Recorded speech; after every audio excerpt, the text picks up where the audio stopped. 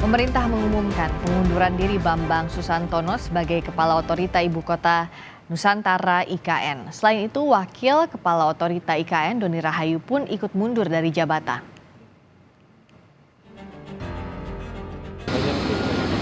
Menteri Sekretaris Negara Pratikno mengungkap Presiden Joko Widodo telah menerima surat pengunduran diri Kepala Otorita IKN dan Wakil Kepala Otorita IKN. Presiden pun hari ini menandatangani kepres pemberhentian Bambang dan Doni sebagai Kepala dan Wakil Kepala Otorita IKN. Pratikno tidak menjelaskan alasan pengunduran diri Bambang dan Doni.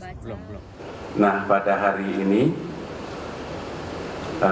telah terbit keputusan Presiden tentang pemberhentian dengan hormat Bapak Bambang Susantono sebagai Kepala Otorita IKN dan juga Bapak Doni Rahayu sebagai Wakil Kepala Otorita IKN, disertai ucapan terima kasih atas pengabdian beliau-beliau.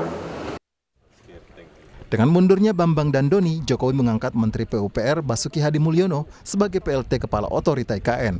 Selain itu, Wakil Menteri Agraria dan Tata Ruang Raja Juli Antoni diangkat sebagai PLT Wakil Kepala Otorita IKN. Presiden berharap Basuki dan Raja Juli menjamin percepatan pembangunan IKN.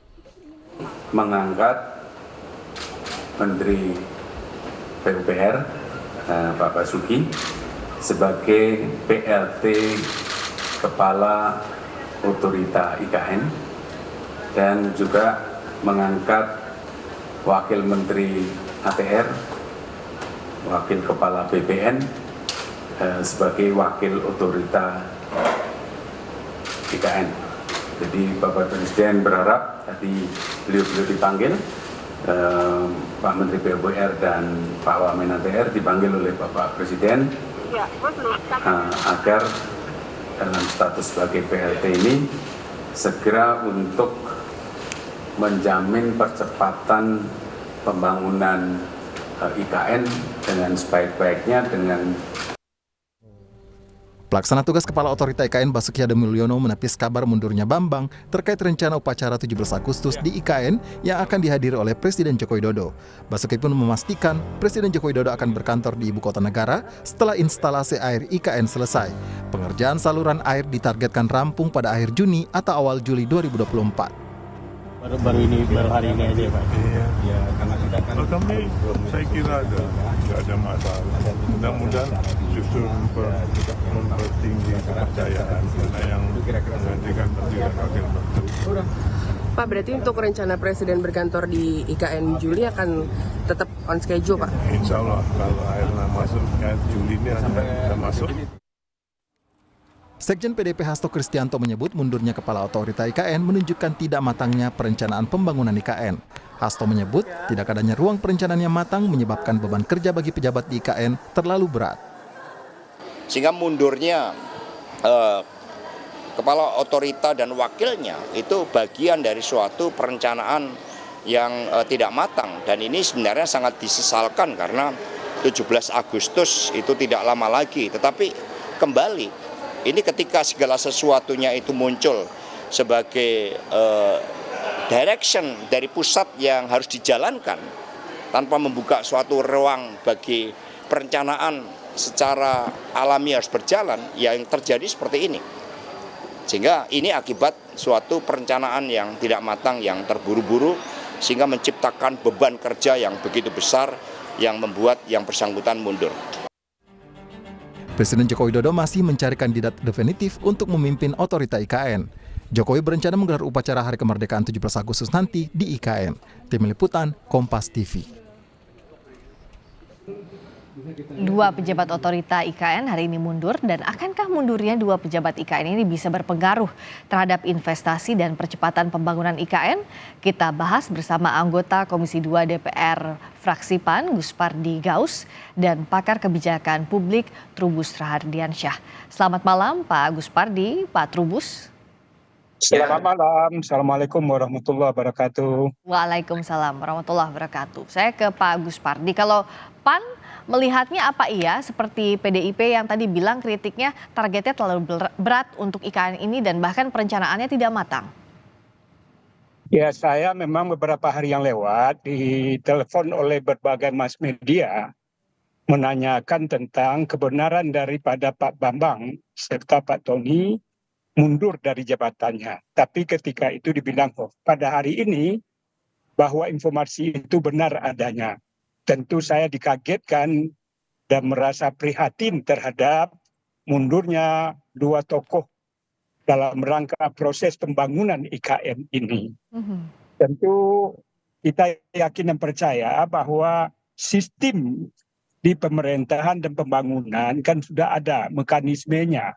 Oleh karena itu, saya berharap dengan mundurnya dua tokoh ini tidak akan berpengaruh terhadap proses pembangunan terhadap IKN ini. Nah, kalau Pak dari PAN, apakah melihat bahwa ada target tinggi yang tidak bisa dicapai oleh dua pejabat ini sehingga memilih mundur? PAN melihat ke arah sana? Saya ketika kami Komisi 2 melakukan RDP beberapa bulan yang lewat, saya adalah orang yang mempertanyakan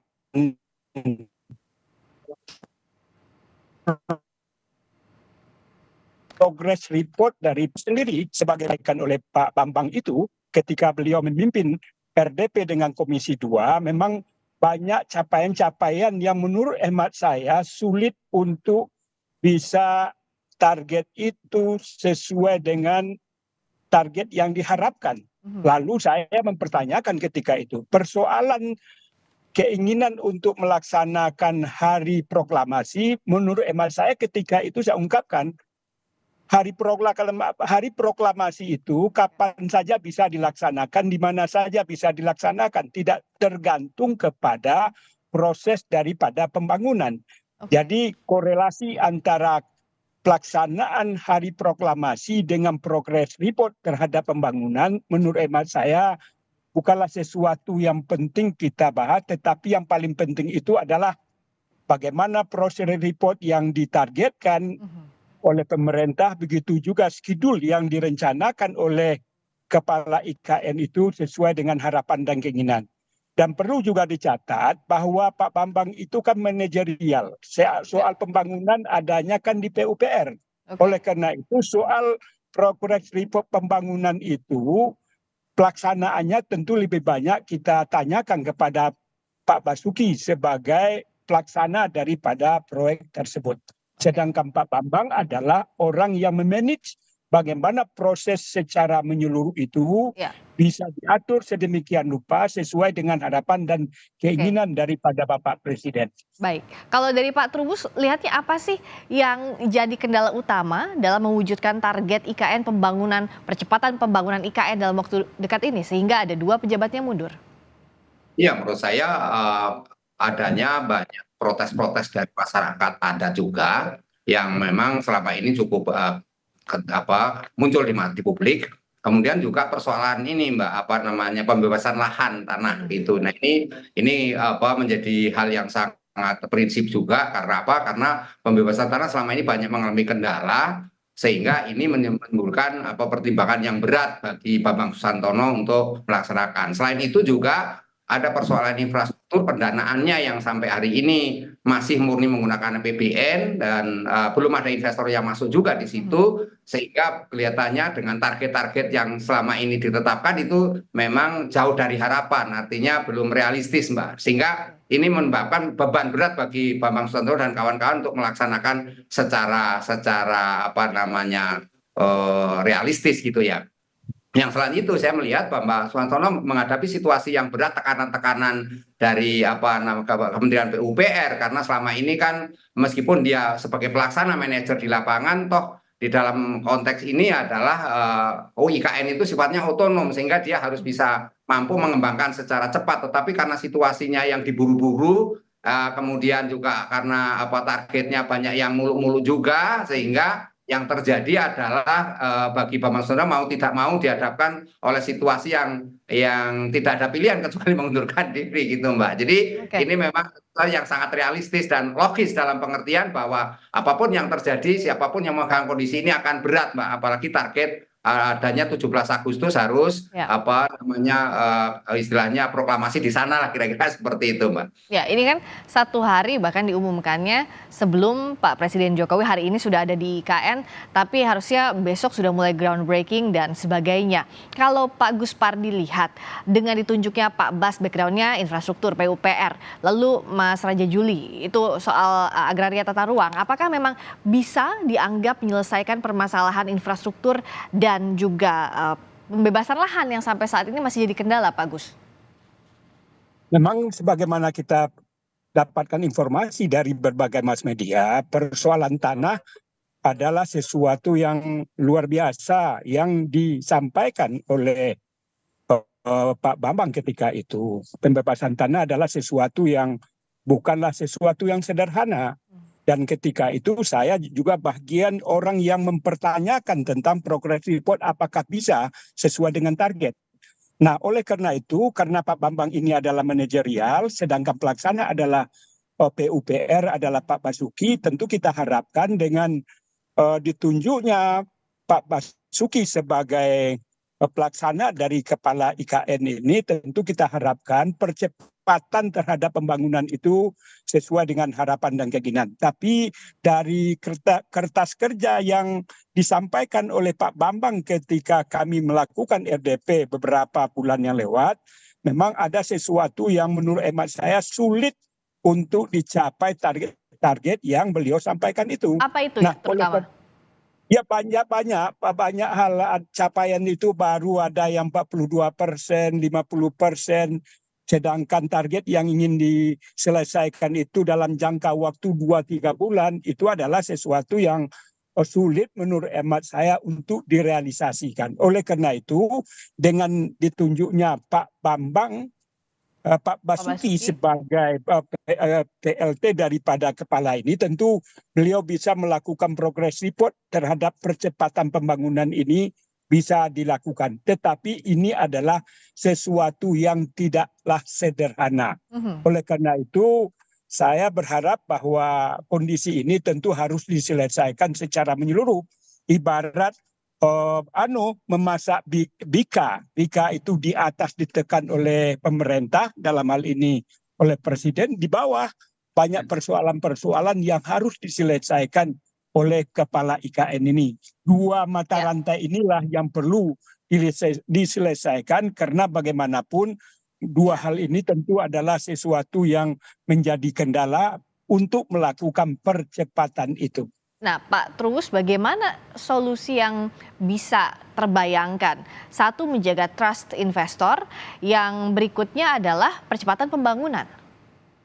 Iya, menurut saya ini harus mencari sosok pengganti Bambang Susantono, ya paling tidak orang yang punya kapasitas untuk mendatangkan investor. Nah, selama ini setidaknya orang yang ya setara lah dengan Bambang Susantono. Tetapi kita percaya bahwa orang Indonesia itu banyak yang meskipun kita belum punya pengalaman membangun IKN itu, tetapi orang Indonesia yang punya kapasitas kemampuan untuk membangun IKN saya rasa ada. Hanya memang ini harus dilakukan satu pemilihan yang betul-betul tepat. Dalam arti presiden tidak hanya sekedar menunjuk kepada seorang menteri ini, tapi ini saya pesimis dengan kondisi yang ada. Karena apa? Karena waktu kepemimpinan Pak Presiden Jokowi hanya tinggal beberapa bulan lagi, Mbak. Jadi kalau target-target ini selama ini anggaran yang terpakai sudah 75 triliun ya, tetapi yang kita lihat semua infrastrukturnya belum jauh dari harapan. Yang ada ya cuman ini apa adanya gitu, dengan kualitas. Saya khawatirnya kualitasnya malah di bawah SNI nantinya lah, itu yang khawatir juga, Mbak. Jadi ini harus juga dilihat secara utuh bagaimana kemudian pemerintah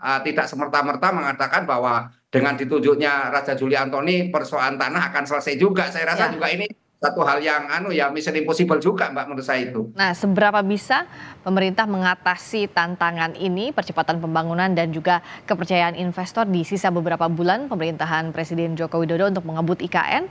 Terima kasih Pak Gus Pardi Gaus, anggota Komisi 2 DPR fraksi PAN. Terima kasih Pak Trubus Rahardiansyah, pakar kebijakan publik. Selamat malam.